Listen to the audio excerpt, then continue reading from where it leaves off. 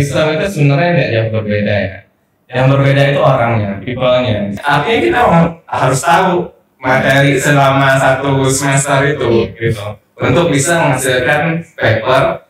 Menariknya, kalau dibandingkan dengan kota yang lain, kan saya udah banyak ya ke kota-kota yang lain nih.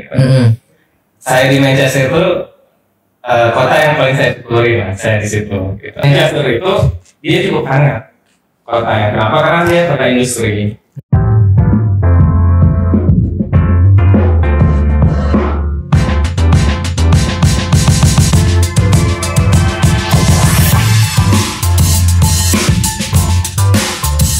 Now we finally came to part 3. Jadi kita bakalan nanyain apa aja sih goalsnya Pak Ares setelah lulus nanti di Manchester. Dan juga kita bakal nanya ini ada beberapa skandal juga. Mungkin sih skandal atau isu-isu nih tentang LPDP dan bagaimana sih pendapatnya Pak Ares. So let's be talking about it with Pak Ares. Pendapat nih, kan ada tuh mahasiswa LPDP itu yang pulang di sana tuh pulang gitu kan. Ada nih.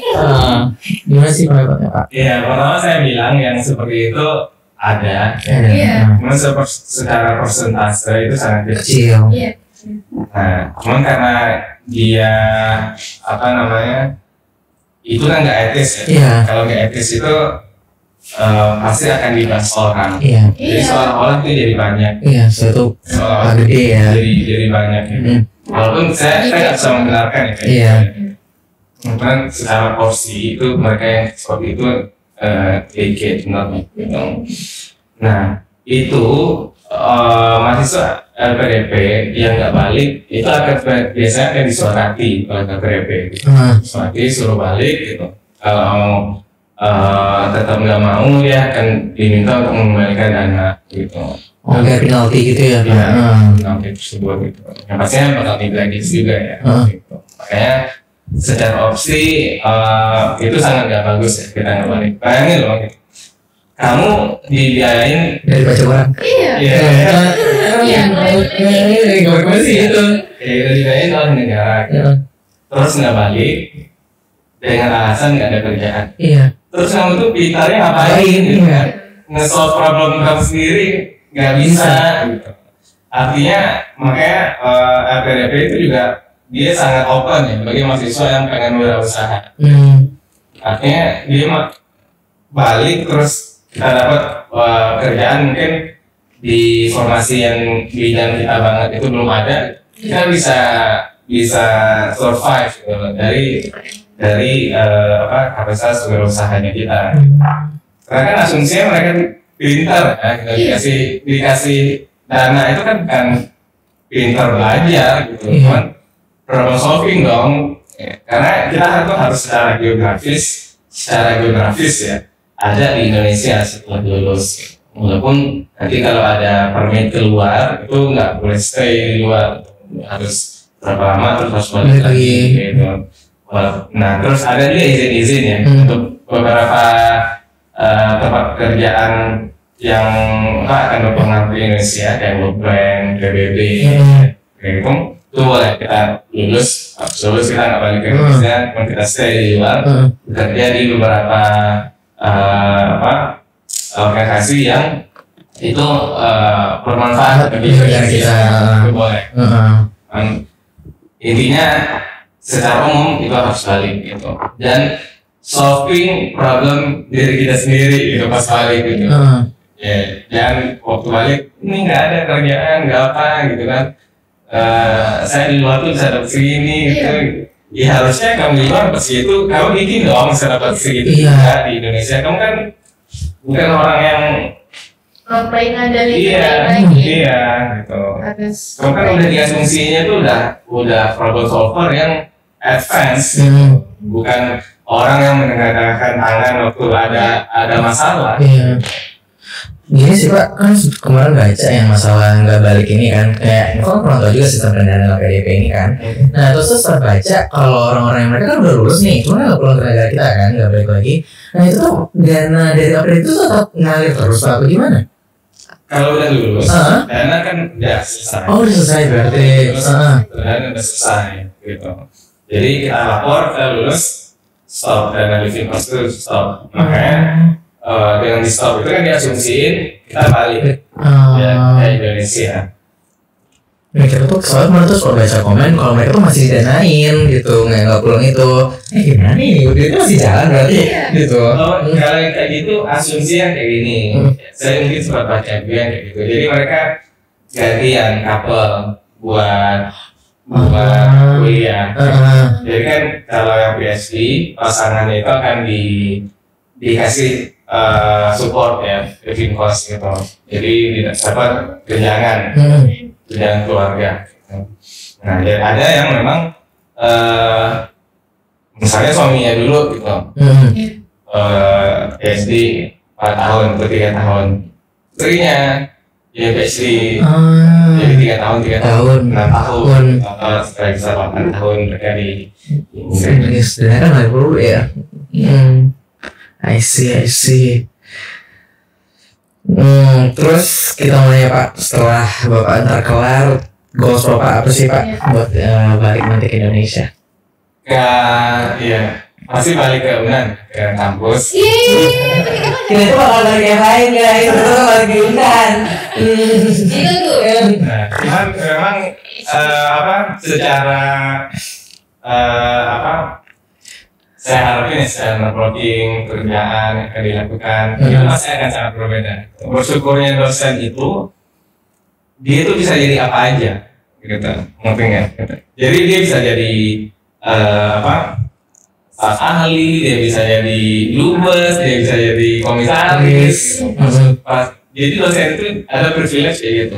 Dia diperbantukan di institusi lain berdasarkan ekspertisnya dia kayak gitu.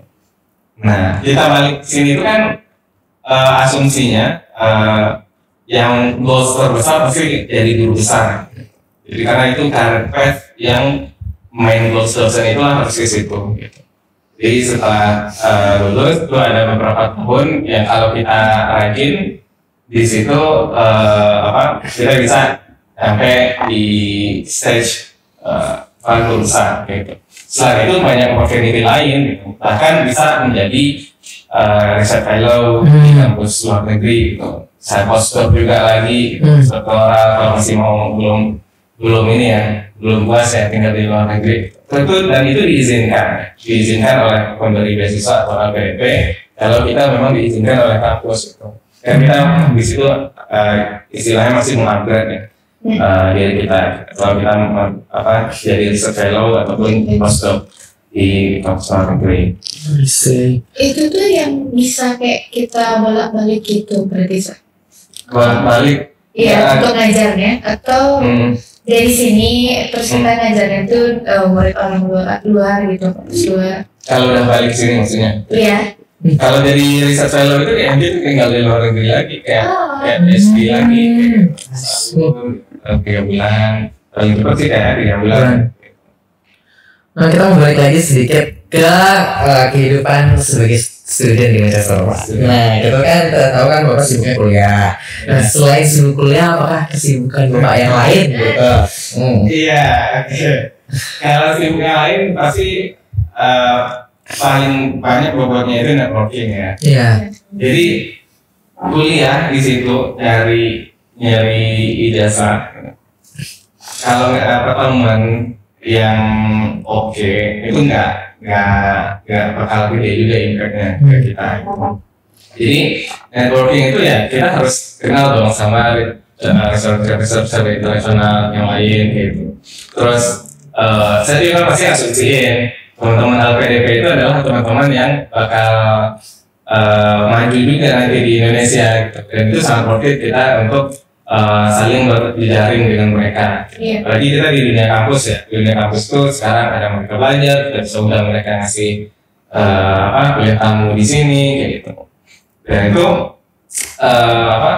goals yang emang saya list gitu. Saya pengen kenal sama beberapa orang gitu. Luar negeri, dalam negeri gitu. Kalau luar negeri kan nanti bisa riset, bisa undang mereka ke sini gitu. Dia yang undang kita ke situ gitu kan bisa. networking berarti ya San. Selain networking itu ada lagi lain-lain San. Ya. Aku ini San, boleh nggak kita sebagai orang di LPDP ini kayak berwirausaha atau kayak part time gitu di sana? Kalau part time ya, part time kerja part time itu secara peraturan nggak boleh. Gitu. Oh, sungguh. Nggak boleh. Ya. Kalau berwirausaha itu nggak ada peraturannya. Iya boleh. Iya, boleh ya. Saya nanya. Kalau berwirausaha itu nggak ada itu. Dan itu salah satu jaring ekonomi juga. Maksudnya tuh gini, kenapa balik ke Indonesia itu kalau saya dosen ya pasti balik sini udah jelas. Cuma teman-teman yang di corporate, yang kadang mereka harus resign dari corporate-nya buat studi di luar negeri, dan itu secara betul nggak ada ya. Dan emang mindset saya ya pokoknya mereka udah mulai dong gitu. Mulai terus udah ngumpulin modal gitu. Taruh mereka bisa balik ke Indonesia, mereka nggak kaget ya, ataupun nggak ngerasa kecewa gitu. Karena mereka udah tahu apa yang mereka mau kerjain nantinya. Ya menarik banget sih dari sharing-sharing yang udah Sir bagi tadi ke kami. Tentunya ini pasti bakal bermanfaat juga untuk bisnis tips semuanya. Ya, saya scholarship ini kayak kalian bisa nonton ini tuh dapat knowledge lebih lagi ya mengenai beberapa scholarship yang di provide sama negara kita. Nah, karena ini mengingat time kita udah mau habis. Tapi sekali. Iya. Dengan apa sih? Rasa berat hati gitu. Kita harus mengakhiri podcast kita hari ini. Cuma sebelum itu kita minta pesan dong dari Pak Ares buat teman-teman bisnis chef di rumah yang sekarang masih struggle untuk mencari scholarship atau bisa dibilang tadi scholarship hunter. Apa sih pesan-pesannya? Ya, pertama ya buat yang mahasiswa ya, ini buat mahasiswa berarti ya. Saya lihat kalian itu pasti bisa. Jadi jangan punya pikiran kalian itu nggak bisa buat apply. Kualitas UNAN itu bagus kalau saya lihat ya, dan sangat possible untuk bisa keluar kuliah ya. Nah, kalau kita udah menganggap sesuatu itu possible, otak kita pasti bekerja untuk mengarahnya possible tersebut. Kalau enggak, pasti itu nggak jadi option sama kita. Nah, mungkin kita kuliah luar ataupun dapat beasiswa, pasti nggak ada otak kita tuh jalan di situ. Kalau itu udah possible, otak kita jalan gitu. Nah, baru kita persiapin nih, baik yang udah lulus maupun yang masih mahasiswa. Clue-nya apa aja sih? Pertama, habit dalam belajar. Belajar terutama yang bahasa Inggrisnya. Terus punya kegiatan yang nggak hanya untuk diri kalian sendiri. Artinya kayak gini, ada organisasinya. Apapun posisi kalian, ya, nggak hanya organisasi ya. Aktivitas di luar, dari remaja masjid misalnya. Jadi pemberi beasiswa terutama LPDP mereka tuh mau ngasih beasiswa ke anak-anak bangsa yang nggak hanya mikirin diri mereka sendiri gitu. Ya, nggak hanya yang tipikal duduk di kelas belajar habis itu pulang gitu. Ya karena kayak gitu tuh ya sekarang nggak akan memberi dampak ya bagi masyarakat gitu. Jadi kalau kalian udah ada kegiatan organisasi dibalasin sama IPK-nya, IPK-nya tuh nggak usah. Yang penting nggak di bawah standar. Yang penting nggak di bawah standar.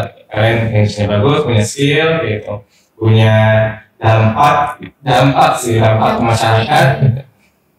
Nah itu insya Allah sih kali 2 kali daftar yang 3 kali ya. Maksud Saya sih ngeliatnya kayak gitu ya. Kali 2 kali, 3 kali insya Allah rasa apa aja terus gitu kan. Kalau kayaknya itu 2 tahun ya. 2 tahun itu saya yakin dapat gitu.